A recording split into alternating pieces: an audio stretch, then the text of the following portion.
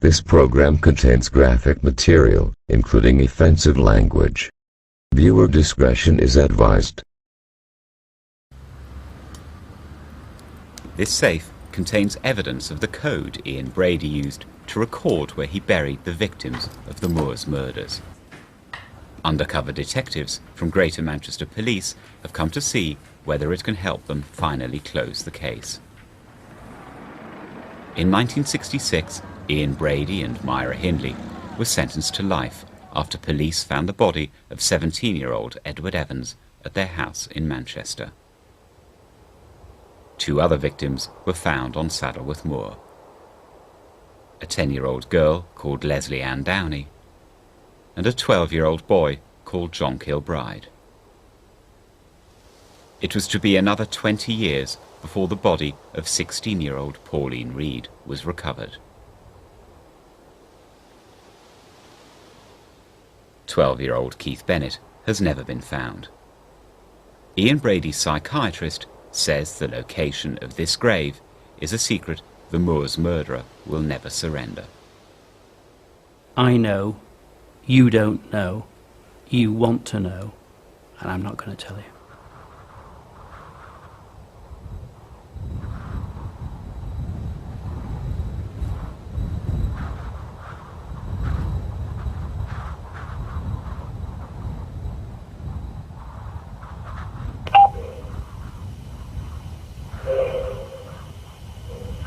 It's Myra.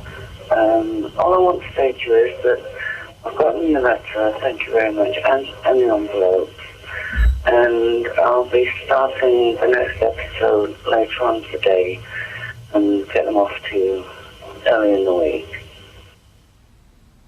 I first spoke to Myra Hindley in 1998, when I asked her to write an account of her role in the Moors murders for a BBC documentary. I began examining the case because her legal challenge to the ruling that she should die behind bars had reached the Court of Appeal. The 150,000 words she wrote to me stand as the only first-hand account of the Moors murders.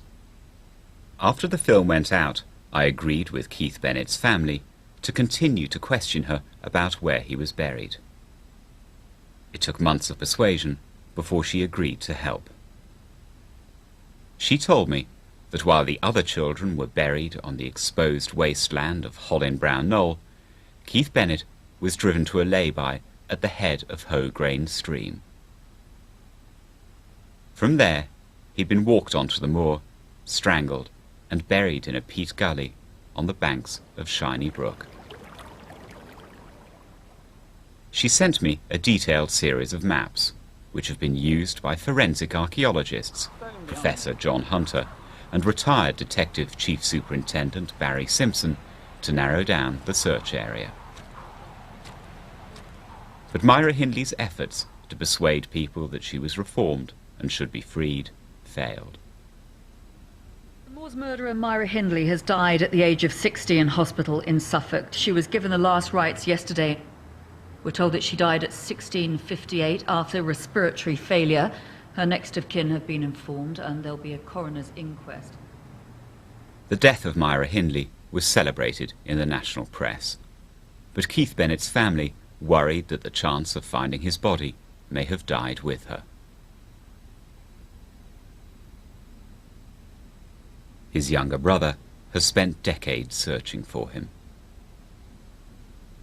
It's like another door closed. I actually had a police officer, at my home here, and he sort of cast it aside now she's dying, so we're exhausted that avenue anyway, is the sort of thing.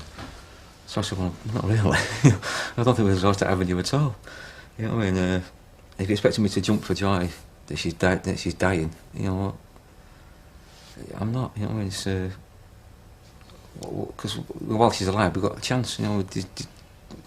I mean, whatever now she's dead, whatever memory she had that we were trying to get at, she took with her. But soon after Myra Hindley's funeral, I was given a large collection of her personal papers. They had lain unread in secret storage for years. There was a box in which I found her autobiography. It was never published because her supporters judged it damaging to her cause. There were more than a quarter of a century of letters Myra Hindley had written to her mother from prison. There were also nearly 200 photographs chronicling Ian Brady and Myra Hindley's relationship during the murders. Ian Brady believed these had been destroyed. The box contained everything from the insurance documents for the car she and Ian Brady used to abduct children to the gift he gave her on her 21st birthday. I let Greater Manchester Police and Alan Bennett know what I had. It gives you something else to work on. You know, far from that avenue being closed, even though she's dead now. I mean, there's more stuff now than we've ever had before to work on, which is, you know, what we hope to do. That's something that's got to be worked through. Mm-hmm. Yeah, it's by everybody, you know what I mean, including the police. It took months to read and catalogue the unpublished autobiography, the letters to her mother, and all the new photographs. However, I was conscious that I might miss something. So I asked Ian Brady's former psychiatrist, Professor Malcolm McCulloch, who is editor of the British Journal of Forensic Psychiatry, to help me. How unusual is it to have a selection of material like this? Almost without precedent, very rare, and in psychiatric cases, rare. So how do you approach looking at something like this? Well, first of all, is to read it in detail and to make notes, and also to look at the background that you already have or what you can get from other sources to see what fits. And then to look at what the content is and what it means, to look at the consistency of what is being said with what you know about the background. Myra Hindley's words are read by an actress. I was born on Thursday, July 23rd, 1942. And as I write this, I have just had my 46th birthday, and in less than 2 months' time, I will have spent as long in prison as out of it. So be it. Many people will be surprised to learn that I was born an innocent baby, just like every other baby is. Even though there are inconsistencies and lies, nevertheless, it's virtually impossible to lie consistently. It has to be a judgment. You can't prove it either way. But certainly from reading it with the background I've got, it would seem that there are some things that come out which look true and which further our knowledge of what was going on. At the centre of the autobiography lies Myra Hindley's relationship with her father. She hated him and portrayed him as a bully. This relationship appears to have helped mould her into a woman capable of carrying out the Moors murders. My father wielded total parental control, and I rebelled against it and fought against it, all my life until I was old enough to free myself from it. All his attempts to control me, even the successful ones, were at a great cost, and as a result of bitter recriminations, and often a hard physical punishment. One phrase that sticks in my mind about him beating her black and blue on the buttocks, and other phrases about him being aggressive, violent to her mother as well. And I think that's extremely important. It's well known that people who've been brutalised either emotionally or physically or sexually or combinations of all three develop abnormal personalities with elements of cruelty and sadism later on. Myra Hindley was schooled in violence at a young age by her father. Once, when she was being picked on, he locked her out onto the street and told her to beat the bully or face a thrashing herself. I set off up the street to meet my persecutor, and I quickly concentrated on the things Dad had told me and shown me. As Kenny's hands came up, I shot out my left hand, fist bunched towards his head. As I predicted, both hands went up to protect his face, and I lifted my right hand and slammed it into his tummy, hitting him hard. With a gasp, Kenny Holden's knees crumpled, and before he could recover, I slammed my left fist into the side of his head. Kenny was so totally shocked he sat down heavily on the floor and burst into tears. I stood looking down at him, triumphantly. The autobiography was written at a time when Myra Hindley was denying all involvement in the Moors murders. This made it difficult for her to address her relationship with Ian Brady. But there is one striking story which reveals how after each murder he liked to take a photograph of the victim's grave. It was Christmas 1960, and they were leaving St. James's Protestant Church in Gorton after midnight mass. I retained a warm religious glow and came out feeling warmed. Not so Ian, who took a long pull of whiskey and walked across the grass to the edge of a grave, where he casually urinated. I had no idea then that his graves would be marked by photographs and not headstones. This is the first time Myra Hindley acknowledged that there was a system for marking graves. The way she characterises Brady as the mastermind behind the murders is continued in the 150,000 words she wrote to me years later. She claims he bullied her into abducting the children, and that she was never there when they died. But the pictures I have been given are frequently at odds with Myra Hindley's description of her relationship with Ian Brady. This unique visual record reveals the strength of the bond between them, and in doing so helps explain why the full significance of the photographs has remained hidden until now.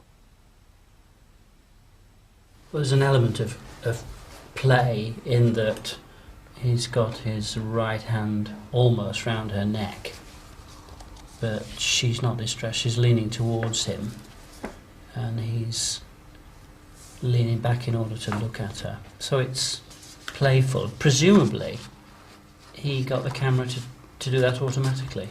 Yes, self-timer looks like it's lying on the ground, doesn't it? Because the grass is focused in the foreground. That's right. The gun. That looks almost military, doesn't it? Is she joined a gun club? Yes, that's right, to get the guns.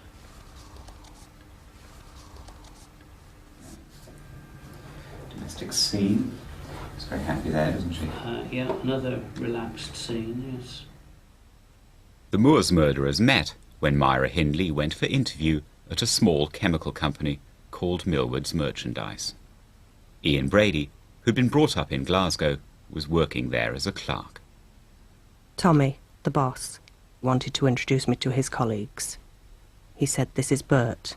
You'll be taking quite a lot of work from him." Then turning to a tall man who was standing at the filing cabinet working, he said, "Myra, this is Ian. Ian, this is Myra."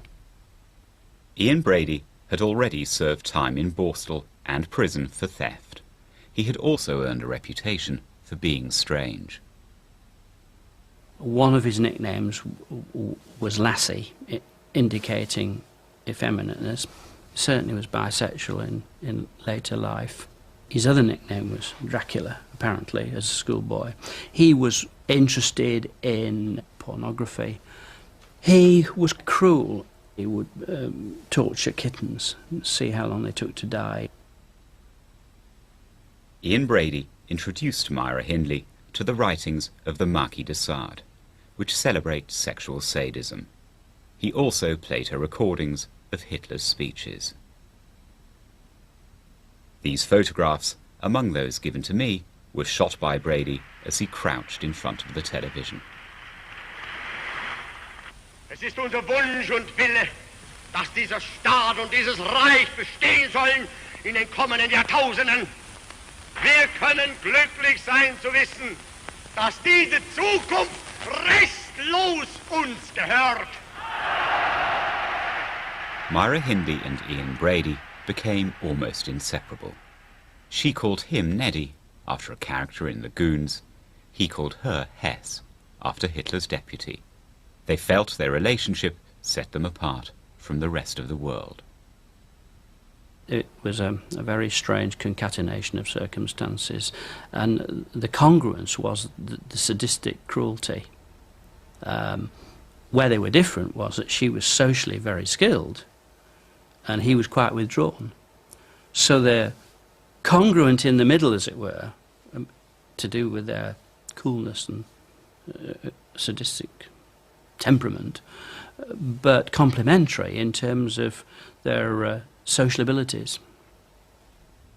In her letters, Myra Hindley says Ian Brady prepared her to be his accomplice over a period of 18 months. He first introduced her to the idea of killing with a book. It's divided into 2 sections, Crime of the Century and Trial of the Century. The victim is a child. It even has a character called Myra. He had given me a book called Compulsion, which was the story of Leopold and Loeb. They decided to commit the perfect murder. They were studying the philosophy of Nietzsche and his theory of the superiority of the pure Aryan and the strong overcoming the weak. It was very much the Nazi philosophy. They kidnapped a 12-year-old boy for a ransom. They killed him, were caught, and sent to prison. I told him it was a very disturbing book, but why exactly had he wanted me to read it? He told me he wanted to do a perfect murder, and I was going to help him. That was why he needed me to pick someone up, because I was a woman, and a child would be more trusting of a woman. I burst into tears, and he slapped my head backwards and forward, and began strangling me. I managed to fight him off, and told him to stop it. Her protestations are unconvincing in that context. People who are sadistic have masochistic elements to them. They've been brutalised in the past. And I accept there may be a balance here, but on balance the attraction of the relationship is more powerful than being abused. This relationship is very strong. She's happy with this. I must be totally honest and say he wasn't always cruel and sadistic towards me. We had some pleasant, relaxing times in country places that he'd found in travels on his bike. We'd pack a picnic lunch, flasks of coffee and bottles of wine, and spend whole days in a peace and tranquility that was such a contrast to the other side of him. These were moments I treasured and thought about when things were bad, trying to remember, telling myself that he couldn't help what he was, and maybe in time he would become accustomed to ordinary domesticity, and we could live a normal life. But any possibility of a normal life disappeared on the 12th of July, 1963, when Myra Hindley picked up 16-year-old Pauline Reed in her van. She tricked her into going to Saddleworth Moor to look for a lost glove. Ian Brady followed on his motorbike. When they got there, he led Pauline onto the moor, raped her and cut her throat. Myra Hindley claimed she was not present during this or any of the other murders. He led me to her body, which I tried not to look at. I didn't know at the time he was testing me, and that there was no need for me to be there. He told me to look at her. I'll never be able to forget what I saw. I stood and looked at the dark outline of the rocks, against the horizon of the dark sky, and 3 people died that night. Pauline, my soul, and God. No God would let what had happened happen. Most people, most of the time, in most circumstances like that, would be terribly distressed by this and would suffer nightmares. They wouldn't be able to get it out of their head. They would probably get post-traumatic stress disorder, so-called, in which there's a reminiscence of the visual images you've seen. You can't get it out of your head. You can't control it. She may have had some of that, but it certainly didn't prevail at all. Compliant in one murder, 4 months later, she helped in another. Like all the killings, it was meticulously planned, carried out, and recorded. 12-year-old John Kilbride was driven to Saddleworth Moor, where he too was raped and murdered. Several weeks later, they returned to his grave, and Ian Brady took a photograph. He stopped me as I was walking and said to turn round, moved me about a bit, and told me to kneel down and look at Puppet, whose head was showing from where he was still wrapped inside my coat. I now know, and knew quite soon afterwards, that he'd photographed me virtually kneeling on John Kilbride's grave. Do you believe that? No, I don't. I think that she didn't know, because I think he rehearsed his intention, his script, if you will, to her endlessly. They spent a lot of time together, not only at work, but of course living together. I think she knew. How important was the idea of ritual and patterns to Ian Brady in these murders?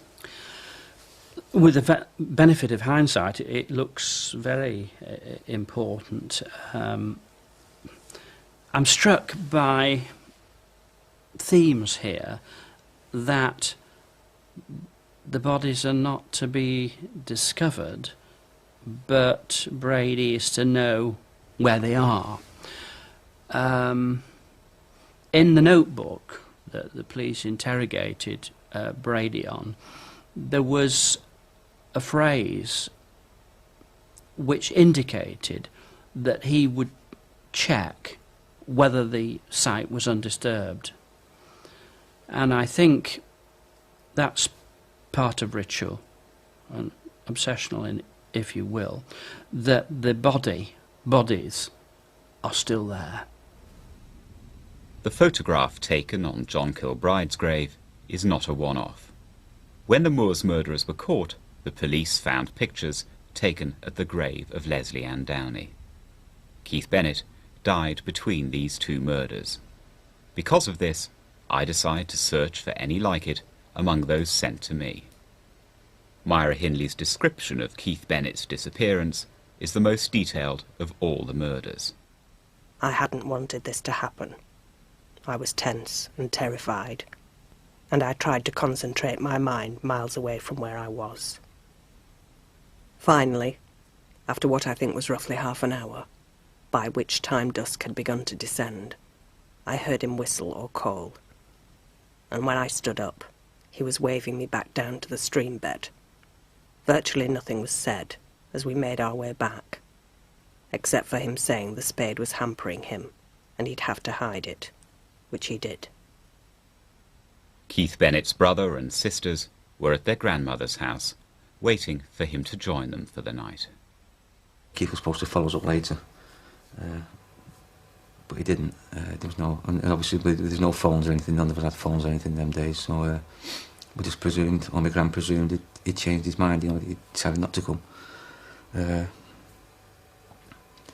you know, thinking back now, the horrible thing is that night, you know, we were all safely at ground, we were all safely tucked up in bed.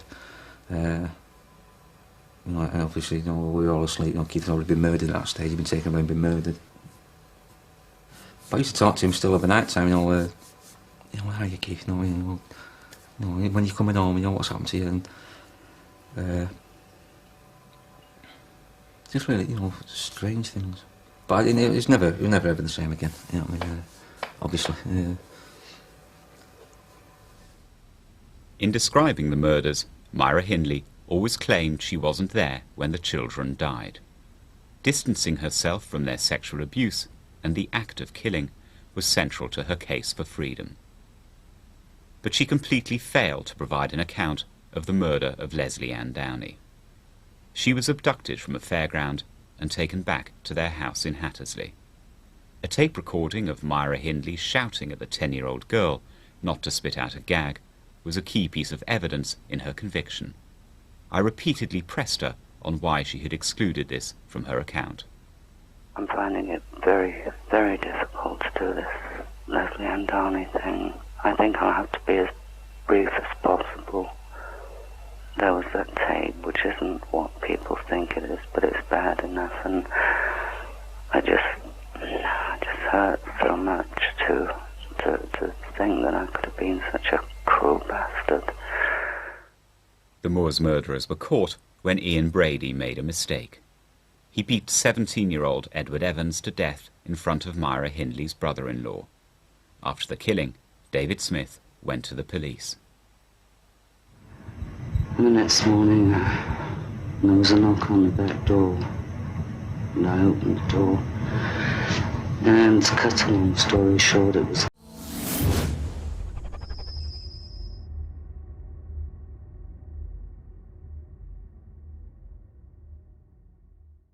policeman dressed in a baker's uniform on his jacket and hat.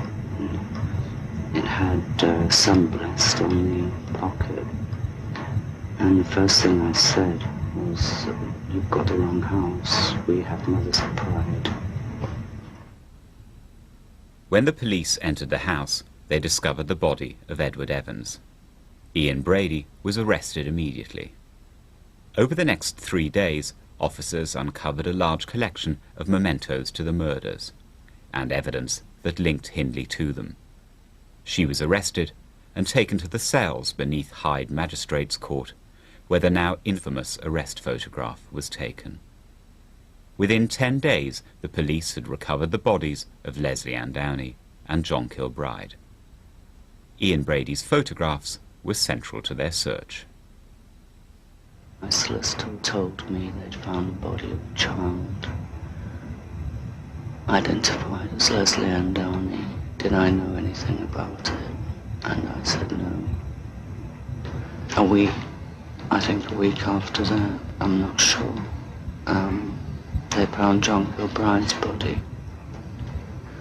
And they charged me with the murder of, I think it was the murder of John Kilbride. Yes, it was. They set me down behind a table, and on the table was a large poster of John Kilbride. And they had this album of photographs, and they said to me, "Will you just identify these pictures or photos, or tell us if you've seen them before?" And I looked, and it was a moorland scene. And I couldn't say I hadn't, because I was standing on a rock, and I said, yes. And then they turned over the page, and it was horrendous. It was a picture, a photograph of just after they'd unearthed the body of John Kilbride. And I turned my head away, and I said, "I'm not looking at those. Please close that book." When Brady and Hindley were arrested, did you and your family immediately realise that it was them who'd taken Keith? Yeah, I think, well, the parents, my parents did, and then my auntie did, my gran did.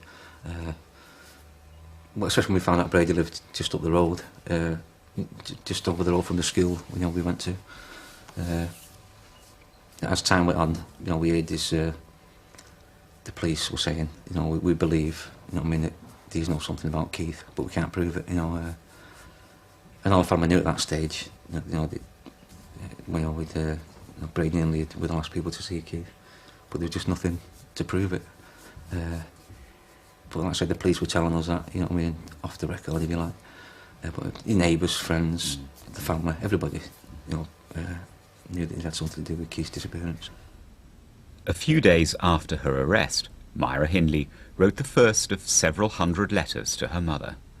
This unguarded correspondence, which she asked to be destroyed after being read, strips bare the true nature of her relationship with Ian Brady. It also reveals that the Moors murderers were obsessed with controlling what happened to the photographs taken during their relationship. Keep all the photos for us, for reasons.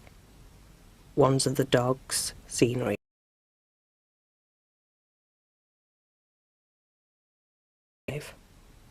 Dear Ma'am, if you would drop Ian a short note and a box of Maltesers, I'd be glad. Believe me, Ma'am, when I say 99% of Smith, Ian and I, particularly Ian, is lies, nothing else. 29th of December 1965. Dear Ma'am, on Christmas Eve at tea time, Mrs. Brady brought Ian and I a meal in. We had half a chicken each, turkey sandwiches, half a bottle of Sandeman's port wine, chocolate biscuits and Swiss rolls. I really enjoyed it. It was almost like being at home again. Mr. Curtis, my counsel, wrote here, asking them to give me permission to have my hair bleached, as the dark roots are very much in evidence. But permission has been refused, so I'll appear at the trial looking terrible with streaky, lifeless hair. I can't even have it trimmed or thinned. It's a constant source of irritation. 27th of March, 1966. Dear Ma'am, As you know, the trial begins 3 weeks on Tuesday. Could you bring me a bottle of makeup? It's Pond's Angel Face, shade Golden Rose. If you can't get Golden Rose, Tawny will do. 5th of May, 1966. Dear Ma'am, it's 7 a.m. Friday, and probably the jury will return its verdict today. Whether or not Ian and I killed those children, there's no need to go into the matter. Just believe your own heart. My fondest love to you all, to my Gran, who I'll probably never see again but will never forget. I won't say any more about this just now. I've just started crying, and I don't want anyone to see me. In court, Myra Hindley came face to face with the mothers of her victims. Even up to them finding Leslie, I still had hope that she was alive, because I didn't think anyone had harmed her, you know. Because she wasn't a child that would cheek anybody to be harmed. The worst parts of it were seeing Mrs. West in the witness box, and I was looking at her as she was giving evidence, and she saw me looking at her. She screamed across at me, "How can you look at me?" And she called me every name under the sun. And then Mrs. Kilbride was giving evidence. I had the terrible feeling that something had happened to him right away, because he wasn't the kind of boy who would leave home for any reason. And he was quite happy and very pleasant, always singing and whistling, and I just couldn't see him going away with anyone, unless it was in an innocent way, perhaps to do a little job or something like that. He'd be enticed into a car that way. But the bond between Myra Hindley and Ian Brady was not broken by the distress of the mothers. And it suddenly hit me just what I'd done. And I think he sensed this. We were sitting next to each other, and he just put his hand on my arm and squeezed my arm. And I turned around and looked at him, and he was telling me with his eyes to keep quiet. What was it like for you and your family during the trial, knowing that these people had probably killed Keith, but there was no connection there? They weren't being tried for it, and so it was, whatever happened, the mystery was to some extent going to remain unresolved. Well, I think what the main thing was just hoping they would say something. You know, I mean, they would admit, you know, to knowing something about Keith and Pauline. You know, but they never did. No, not till many years later. The Moors murderers were sentenced to life imprisonment, with the judge recommending that Myra Hindley should not be released for 26 years. 6th of June, 1966. Dear Ma'am, I knew I would have to go to prison for some time for harbouring, but I didn't think it would be for this long. Ian's at Durham Prison on the special wing. Poor thing, he sews mail bags during the day, but he says it helps to pass the time quicker than expected. Will you do one thing for me, ma'am? Take out a policy on, or for me, for £0.50 a week. I can't even begin to think of the future, but the £0.50 will mount up over the years, and it will be something to fall back on. Although physically separated, the Moors murderers were to remain emotionally entwined for many years. Dear Ma'am, Ian's got a little mouse in his cell. He leaves crumbs for it and sits in bed watching it nibble them. The other night he left it half a chip, thinking it wouldn't touch it. But when he woke up the next morning, it had disappeared. 19th of June, 1966. Dear Ma'am, Mr. Fitzpatrick has a list of photos to send to Ian and myself, but he's not sent them yet. probably because the police have still got them. 24th of September 1966. Dear Ma'am, will you phone Mr. Fitzpatrick and tell him as soon as the appeal is over and done with to send Ian and me the photos we picked out at Chester. 17th of October 1967. Dear Ma'am, Mr. F is still trying to have our photos and tapes, etc., returned and has written to the Director of Public Prosecutions about them. So if he has no luck there either, I've got a list to write to about that. One in particular is an organisation called Justice, which looks into anything that may have been a miscarriage of justice, or if the police have abused their powers, which I am convinced they have when they refuse to return our property to us.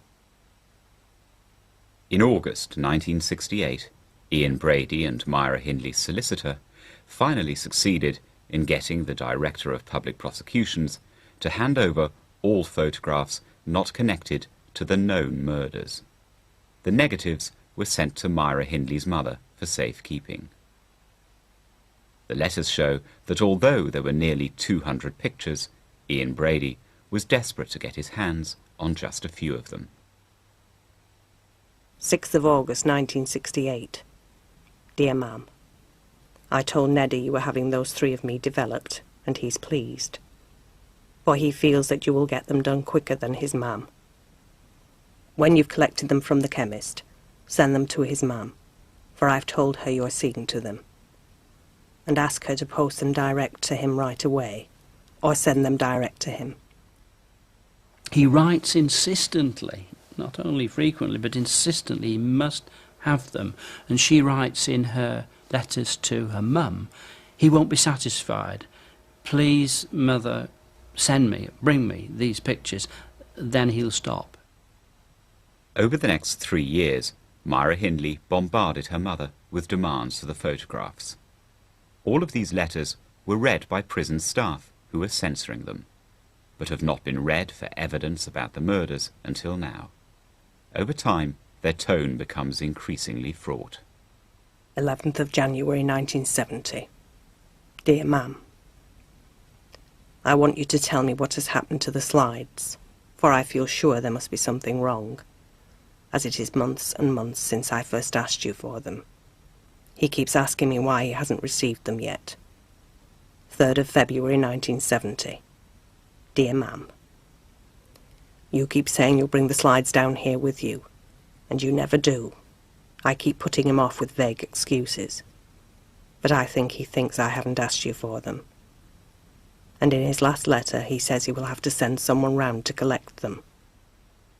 Although the threat worked, and Myra Hindley's mother supplied the copies Brady wanted, she ignored his request to destroy all the originals. 16th of June 1970. Dear Ma'am, thanks for bringing the slides, love. I'm sorry to have nagged about them for so long, but now that you have brought them in, everything is all right. It's reasonable and sound to conclude that these pictures portray or remind him of special events, and that must be killing and burial sites. And that indeed is the sort of thing that happens with sadists, that they review what they've done, either they remember it in fantasy, and that reinforces them, or they have artifacts, body parts, even hair, souvenirs, pictures, elements of what had happened, through which they're able to relive what had happened. And of course we know that there are pictures extant of at least 2 burial sites, with Myra in the picture carrying a dog, holding a dog. As I'm going through the negatives, I am struck by how similar one of them is to the picture taken on John Kilbride's grave. I tell the police. It turns out they made a full set of prints from the negatives before returning them to Myra Hindley's mother in 1968. Tell me what went through your mind the first time you saw that photograph. Well, you think John Kilbride. I mean, I think anyone who sees it would think John Kilbride. I am in constant contact with Greater Manchester Police. investigating the significance of the photographs becomes part of the operation to find the remaining body. 2 undercover detectives come to the BBC to examine the material. They trawl through each of Hindley's letters to her mother and study the photographic negatives. A problem they face in establishing whether the dog picture, or any other, is a grave marker is that the Moors murderers communicated through messages written in a secret code. These were hidden in letters between them and copied into Myra Hindley's poetry notebooks. Police asked GCHQ and independent codebreakers to help. But although the code is cracked, the messages they find are meaningless to anyone other than the Moors murderers. There's little chance of Ian Brady helping the police, and Myra Hindley is dead. But why did she take the secret to her grave? She needed to get out. She was really very distressed and upset by being in prison. And to do that, she had to convince people that she was either all right, rehabilitated, or was never there and it wasn't me, as it were. She's got to portray herself differently from the way in which she's being seen.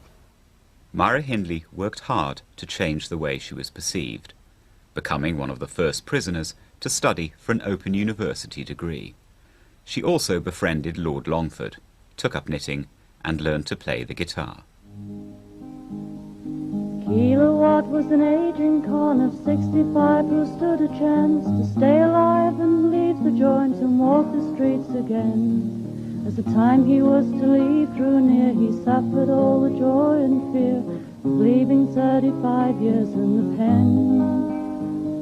Then on the day of his release, he was approached by the police, took him to the warden, walking slowly by his side.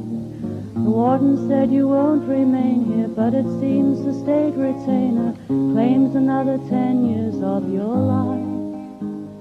This song won a prison arts prize called the Kersler Award. 23rd of January 1977. Dear Ma'am, I'm enclosing £3 with this letter and your birthday card, love. It's part of my Kersler musical prize, and I want to share it with you. Spend it on something nice for yourself. Have your hair done, or get yourself a blouse or something. But we'll raise the prisons to the ground. Help us raise the prisons to the ground. Her new image convinced some. In 1977, the BBC screened a programme asking whether Myra Hindley should be paroled. She viewed this as an important moment in her struggle for freedom.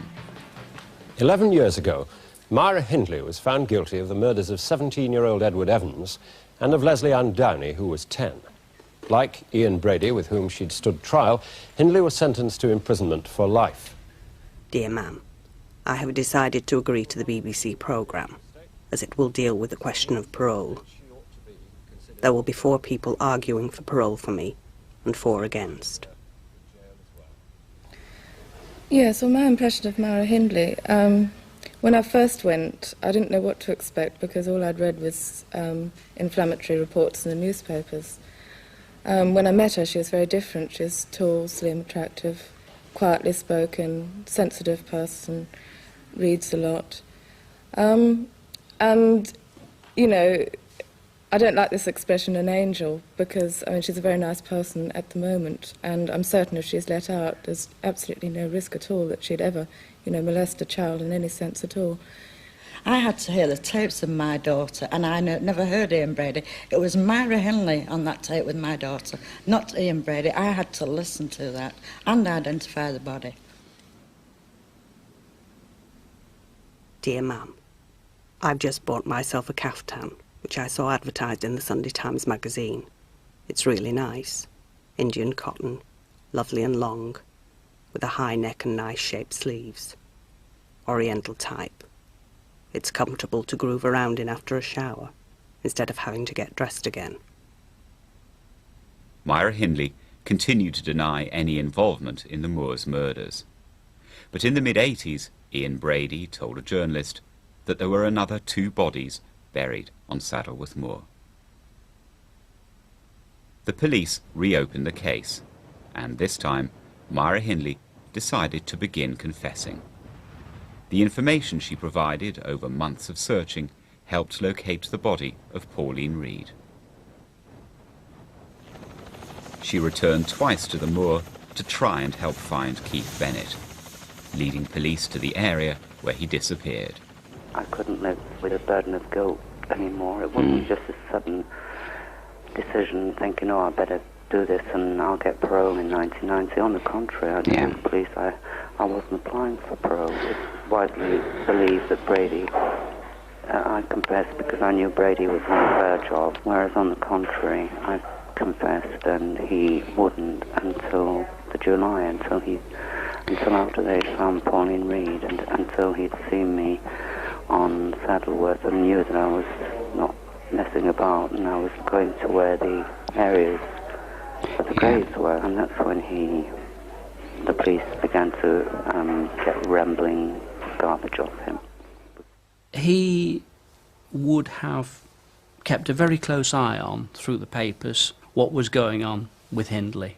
So almost perhaps as a retaliation, in order to recoup one's power and omnipotence about knowledge and what had happened, he assists as well. Brady also returned to the moor. Police notes show he strode rapidly to an elevated outcrop from where he could survey his favourite area of moorland. But then he appeared to become confused. After returning to his cell, Ian Brady showed detectives his collection of pictures taken in the area where Keith Bennett disappeared, images he got from Myra Hindley's mother. It's just possible, knowing the sorts of temperament of people like this, that Ian Brady was on the moor and checked the site without letting on, as it were. So he's got his last, possibly the last body still in place. Defeated, the police called the search off.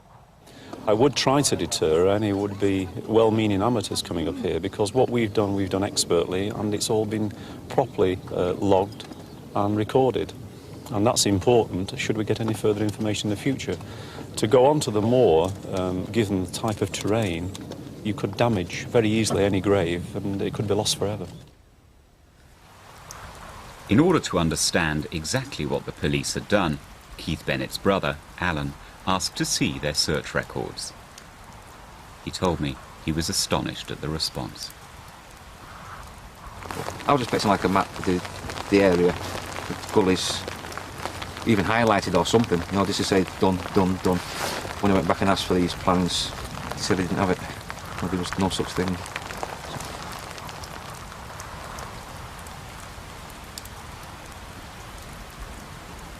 I went to see Peter Topping several times, just to ask him things that, you know, doubts had in my mind at the time, you know, just ask him, you know, if he believes Keith's still there, you know, if he believed, you know, if he had more time, could he have found Keith? He said he believes he's still there to be found. And he could have missed him by a couple of feet. I mean, even at one stage he said, you know, someone could stumble across his body. So, you know, I thought, I'll make sure it's, you know, if I can, I'll make sure it's someone we know, or someone in the family who stumbled over his body. Over the next few years, Alan and a team of volunteers searched the moorland, digging down to the bedrock, but with no success. But Brady seemed to think all this was either narrower or wider, you know, than it was when he was here. But I don't think it changed that much. In desperation, in the mid-1990s, Alan wrote to Myra Hindley and went to see her in prison. She offered to help, but yet again failed to mention that she had supplied pictures to Ian Brady. The priest who took her final confession maintains that Myra Hindley's desire to help was sincere. I think she genuinely wanted to help find him. She'd met his brother. She was very impressed with his brother. And I think that meeting was the key almost, because I think suddenly she met someone face to face with whom she had created this sort of havoc, you know. I mean, she had destroyed their lives. When she met Alan, then he became real, and he, in a way, brought the reality of what she'd done into her life. And then she wanted to put it right and to find the body, and she worked very hard at it. Myra Hindley knew that the discovery of Keith Bennett's body would have closed the Moors murder case and made it easier for her to be released. But admitting to hoarding pictures of graves would have undermined her claim that she was bullied into the murders by Ian Brady. When asked to help, she provided maps of the route they took the night Keith died. The forensic archaeologists searching for his body now want to know how these relate to Ian Brady's photographs. A detective from the 80s search has come to show them where they were taken. I mean, this one, I think it's coming back, walking back down Shiny Cliff. If we're happy that the water is flowing this way, well, which way do you think? I think it's coming towards us. I would say going in that direction if we're assuming that the water's coming down this way. But if the flow was coming away, you wouldn't see that rock. You wouldn't say it in this level of water probably anyway, would you? Oh, I see what you mean. Yeah. Just a thought. What's that one? Do we know where that one is? Well, we have identified it 13 years ago, John, but today we'll have to find it again. Is it that way, do you reckon, or this way? I think it's that way. Well, let's just go up to the next corner. Okay. When they were trying to work out where Ian Brady had taken his photographs, detectives struggled with those that lacked distinctive background features.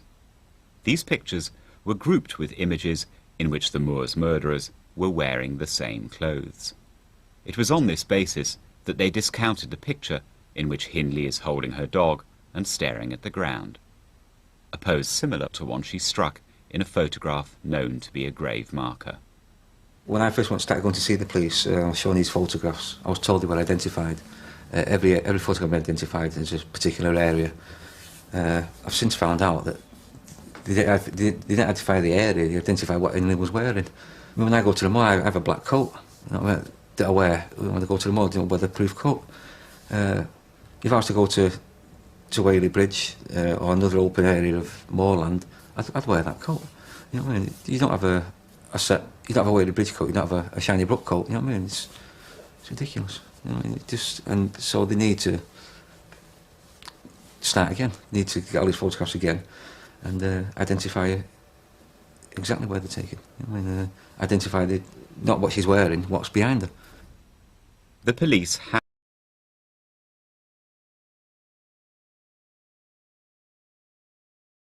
for clues of where Keith Bennett is buried.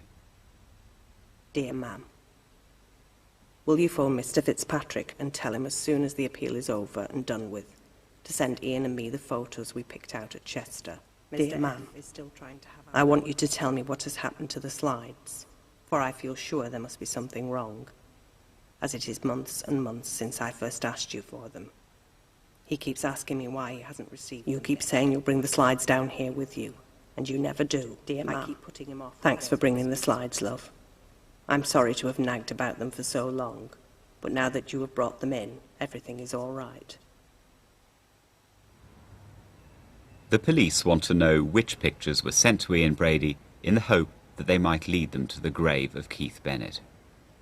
Detectives asked if they could have a warrant to search his cell at Ashworth Special Hospital, but government lawyers told them there was a legal problem. The courts had refused a demand by the families to prosecute the Moors murderers for the killings of Pauline Reed and Keith Bennett, ruling it would be a waste of taxpayers' money. Without the prospect of a charge, the police can't get a warrant to search Ian Brady's cell. The Bennett family is furious. Are you frustrated by the fact that the police, if they want to search Ian Brady's cell for those pictures, can't do it? Yeah, very frustrated. Very angry at times. We're told that Ian Brady's got rights. You know, they can't just go into his cell, his room, to have a look for things that you know may be important to us because of his rights. And you have to ask, what rights has Keith got? Do you get the feeling that Brady's played the system? Oh, definitely, yeah. I think he continues to play it as well. I think he will until the day he dies. Even though the police can't search Ian Brady's cell, there are still clues that could lead them to the grave. Besides hiring image analysts to examine all of Brady's photographs, they're trying to locate where the picture most like a known grave marker was taken. Geologists have told them that the rocks visible behind Myra Hindley only occur on low-lying parts of the moor, like the area where Keith Bennett disappeared. The police have commissioned the analysis of water samples from this area for traces of a decomposing corpse. The forensic archaeologists who carried out the work now want officers to help them dig the moor. We could certainly use a machine carefully if we get a machine out here, but even just manpower to strip this area and just for once and for all get rid of it. You know, I can't say that enough times. On the 40th anniversary of Keith Bennett's disappearance, his mother, Winnie Johnson, has come to lay flowers by the moor.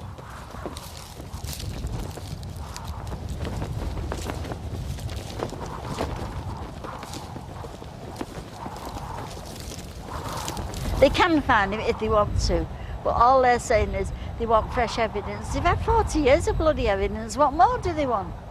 They don't think what it's doing to me and my family, or other people that are around me. It's me that's being tortured. It's me that's taking it in the back. Nobody else. The police have spent more than a year working on the evidence that has emerged from Myra Hindley's papers. They refuse to be interviewed on their past performance or the current investigation. No senior officer has given an interview since the last search, which took place in a blaze of publicity almost 20 years ago. The police insist they remain committed to finding Keith Bennett. Until they do so, Ian Brady's former psychiatrist says he will view himself as the victor. It is his perfect murder. The final control is the possession of the body. The possession of the body.